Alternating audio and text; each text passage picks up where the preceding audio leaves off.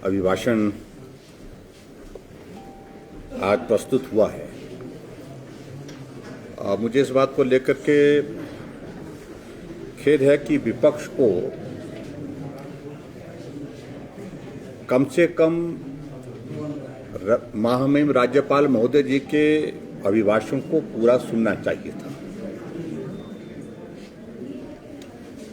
और ये एक उनकी आदत का हिस्सा बन गया। पिछली बार महामहिम राज्यपाल महोदय जी के साथ किस प्रकार से घटना यहाँ पर घटित हुई और संवैधानिक मर्यादाओं का उल्लंघन हुआ, और उसी प्रकार से आज भी महामहिम राज्यपाल महोदय जी के अभिभाषण के दौरान बीच में उठ करके वॉकआउट करना, मैं समझता हूँ ये एक अच्छा निर्णय नहीं था, एक सही निर्णय नहीं था। और जिस प्रकार का वो जिक्र कर रहे थे कि ये झूठ का पुलिंदा है,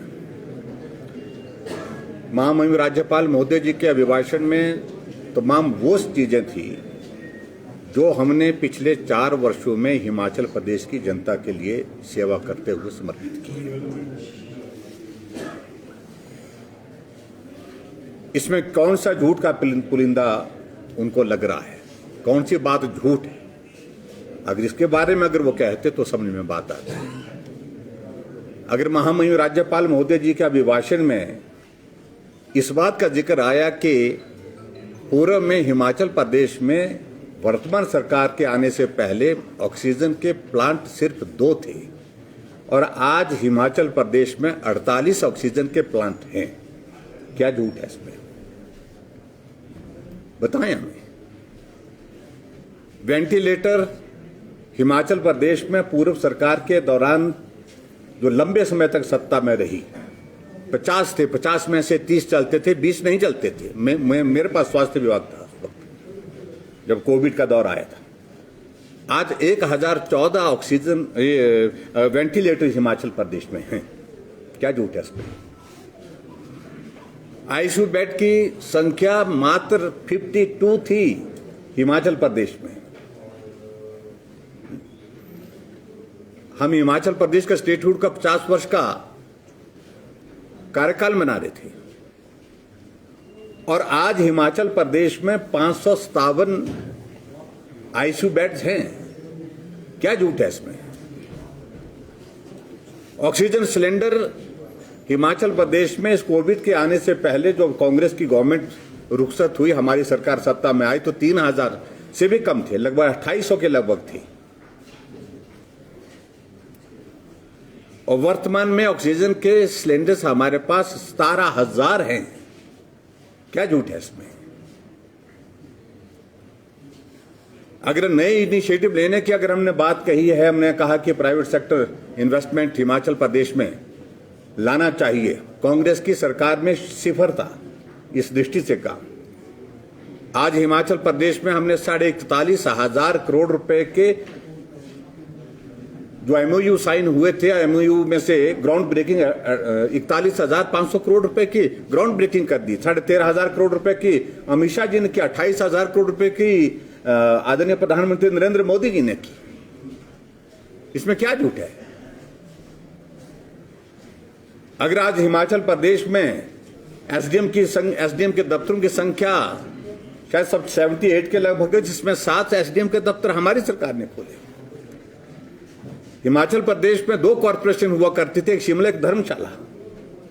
लंबे समय तक सत्ता में रहने के बाद आज 5 कॉर्पोरेशन है, जिसमें से 3 हमारी सरकार ने खोली है। पिछले 15 वर्षों से हिमाचल प्रदेश में एक भी पंचायत का गठन नहीं हुआ था। हमने 415 पंचायतों का, नई पंचायतों का गठन हिमाचल प्रदेश में किया है। नगर परिषदों का किया, नगर पंचायतों का किया, पीडब्ल्यू के डिवीजन, बीडीओ ऑफिस, जल शक्ति मंत्रालय के डिवीजन, इलेक्ट्रिकल डिवीजन, सब तहसील सारी चीजों का जिक्र एक एक आंकड़े के साथ जो है महामहिम राज्यपाल महोदय जी के अभिभाषण में किया गया है। उसमें झूठ क्या है बताएं तो सही। और उसके साथ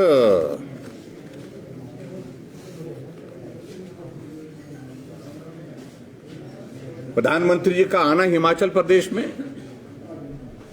चाहे वो अटल टनल के लिए आए इनॉग्रेशन के लिए, चाहे वो इन्वेस्टर्स मीट के लिए धर्मशाला आए, चाहे 1 साल का कार्यकाल पूरा होने पर धर्मशाला आए, चाहे 4 साल का कार्यकाल पूरा होने पर मंडी आए, हिमाचल के इतिहास में 11,500 करोड़ रुपए का के उद्घाटन और शिलान्यास एक दिन में एक स्थान पर एक समय में किए गए। ये झूठ है क्या? अगर गृहिणी सुविधा योजना के अंतर्गत हमने 3,25,000 गृहिणियों को ऑक्सीजन इसका गैस का चूल्हा जो है एलपीजी गैस का चूल्हा घर तक पहुंचाया, उनके घर तक पहुंचाया, इसको भी झूठ बोलेंगे क्या? हिमकेयर के माध्यम से 2 लाख से ज्यादा लोगों का इलाज करते हुए 200 करोड़ रुपए खर्च किया हमने, इसको भी झूठ बोलेंगे। मुख्यमंत्री सहारा योजना के अंतर्गत लगभग 18,500 लोगों को 3,000 रुपए का हर महीने का उनके खाते में डाल रहे हैं, इसको भी झूठ बोलेंगे। अब मुख्यमंत्री शगुन योजना के अंतर्गत हम 3,100 रुपए हर उस 31,000 रुपए हर उस बेटी के खाते में डाल रहे हैं जिसकी शादी होती है, जो बीपीएल परिवार से है। हिमाचल प्रदेश में अपनी एक स्टेट यूनिवर्सिटी की शुरुआत की, मेडिकल यूनिवर्सिटी की शुरुआत की। इनमें से एक भी चीज झूठ है तो वो बताए। और इस प्रकार से महामहिम राज्यपाल महोदय जी के अभिभाषण में बीच में चले जाना और ये कहकर के झूठ का पुलिंदा है। अगर हिम्मत है कांग्रेस के लोगों में तो उन तथ्यों को झुठलाएं, लोगों के सामने अपनी बात कहें। इसलिए जो जिस प्रकार का व्यवहार उन्होंने आज किया है वो दुर्भाग्यपूर्ण है। मैं निंदा करता हूं, कड़े शब्दों में निंदा करता हूं, और मैं उम्मीद करता हूं कि जो पहले दिन उन्होंने किया उससे आगे के इसमें जो है वो इस प्रकार की एक रस्म नहीं करेंगे, इसको अपना आदत का हिस्सा नहीं बनाएंगे और पूरा सार्थक चर्चा हाउस के अंदर करेंगे। और सार्थक चर्चा करने के बाद हम मिलकर के काम करेंगे। हिमाचल प्रदेश की प्रगति के लिए हमारा एक एक दिन समर्पित है, एक एक पल समर्पित है। और ऑपोजिशन से राजनीतिक मकसद के कारण जो है वो ये सारी बातें कर रहे हैं, और लेकिन इस सारे मामले में वो टोटली एक्सपोज्ड है। सर, ऊना में जो मामला सामने आया है सर, उसमें एसआईटी का गठन किया है सरकार ने, अभी तक क्या अपडेट है सर? अपडेट तो उसमें देखिए अनफॉर्चुनेट इंसिडेंट हुआ है वो, और उसमें एफआईआर दर्ज की गई है। उसकी तफसील आपको कल हम दे देंगे, डिटेल में दे देंगे। मिनिस्टर, हमारे इंडस्ट्री मिनिस्टर आज इसके पश्चात तुरंत जो है वो मौके पर वहाँ पर जा रहे हैं, और मौके पर करने के बाद डिविजनल कमिश्नर के लिए जो है वो इंक्वायरी के आदेश कर दिए गए हैं। उसमें एसआईटी भी कॉन्स्टिट्यूट की गई है। और लेकिन गलत तरीके से अभी तक जो इन्फॉर्मेशन हमको मिली है उसके मुताबिक जो कुछ भी किया जा रहा था, वो पटाखे वहाँ पर बनाए जा रहे थे, वो इलीगल था और उसको कानूनी तौर पर जो मान्यता नहीं थी। सर, जिस तरह से आपने कहा कि विकास हुए हैं और विपक्ष वाला विकास नहीं हुए हैं, पर आपकी जो विधायक अनिल शर्मा उनका कहना है कि उनके विधान क्षेत्र में विकास नहीं हुआ जितना होना चाहिए था, और उसमें उनको समझना चाहिए वो भारतीय जनता पार्टी के विधायक हैं अभी तक, और उनको सरकार से सहयोग किस प्रकार से लिया जाना चाहिए, इस बात को लेकर के अगर वो काम करते, परिवार के लिए ही काम नहीं करते, तो शायद और बेहतर होता। लेकिन उसके बावजूद उनके वहां पर एसडीएम का कोटली का ऑफिस किसने खोला है? उनके वहां पर जो डेवलपमेंट के जो प्रोजेक्ट सैकड़ों करोड़ रुपए के टूरिज्म के मंडी में शिफ्ट, हम 150 करोड़ से ज्यादा का प्रोजेक्ट कौन शुरू कर रहा है? मंडी में डिग्री कॉलेज जो है वो लगभग 30 करोड़ की लागत से बन रहा है। वहां पर डिग्री कॉलेज की बिल्डिंग बन रही है 30 करोड़ की लागत से। मंडी में स्टेट यूनिवर्सिटी दी, वो उनको दिख नहीं रहा है, उसको मालूम नहीं पड़ रहा कि भी यूनिवर्सिटी भी मंडी में हो सकती, सोचा भी नहीं था उन लोगों ने। उनके विधानसभा क्षेत्र में कॉरपोरेशन वहां पर बना करके दी है, उसमें भी वो खिलाफत में काम करते रहे। लेकिन उसके बावजूद भी भारतीय जनता पार्टी की वहां पर कॉर्पोरेशन बनी है, आने वाले समय में विधायक भी भाजपा का बनेगा। सर, आप विकास कार्यों को गिनवा रहे हैं, लेकिन समाज का हर एक सेक्टर आंदोलन पर उतरा हुआ है, आप क्या कहेंगे? कौन सा? समाज के हर एक सेक्टर में आंदोलन चल रहे हैं, धरना देखिए, खिलाफ करेंगे। मेरा आप सबके माध्यम से जो आंदोलन के माध्यम से अपनी बात कहने की कोशिश कर रहे हैं, बड़ा साफ संदेश है। मेहरबानी करके जिसने अपनी बात कहनी है सहजता और सरलता से कहें। आंदोलन की भाषा में कोई सोचेगा कि जबरदस्ती ही उनकी बात को मनाने की कोशिश करेंगे और उसको हम मानेंगे, ऐसा नहीं। जो आंदोलन करेंगे उनकी बात नहीं मानेंगे।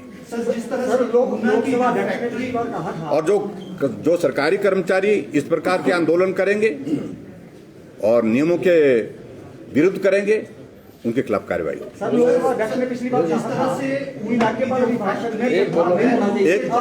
एक बोलो यार।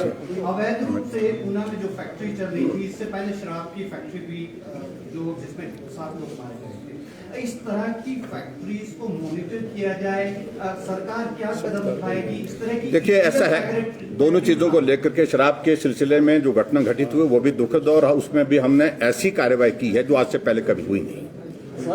और दूसरी घटना ये जो हुई है, इसके बाद हम और भी चीजों को लेकर के जो कार्रवाई करने की जरूरत होगी वो करेंगे, लेकिन सख्त कार्रवाई करेंगे। सर, लोकसभा अध्यक्ष ने पिछली बार कहा था कि राज्यपाल अभिभाषण में व्यवधान नहीं होना चाहिए, लेकिन ये परंपरा कांग्रेस ने बना दी है।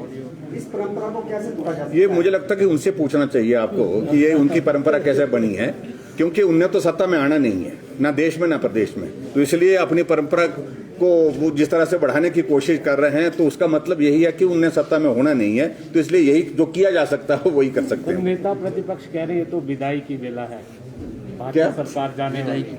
ऐसा है, उनको ये बहुत बड़ी गलतफहमी है और वो मुंगेरी लाल के हसीन सपनों में रहते हैं। लगभग 10-11 लोग इस वक्त जो है सपने लेते हैं रात को सोते हुए, जब सपना सुबह खुलता है तो अब हकीकत सामने आती है उनके सामने। तो सपने लेने दिए उन्हें, मुझे कोई इसमें, हम उसमें व्यवधान भी नहीं डालना चाह रहे हैं, लेकिन ये हकीकत है। भारतीय जनता पार्टी की सरकार 5 वर्ष का कार्यकाल पूरा कर रही और उसके पश्चात फिर भारतीय जनता पार्टी की सरकार हिमाचल प्रदेश में सत्ता में आएगी। Thank you, thank you, thank you, thank you.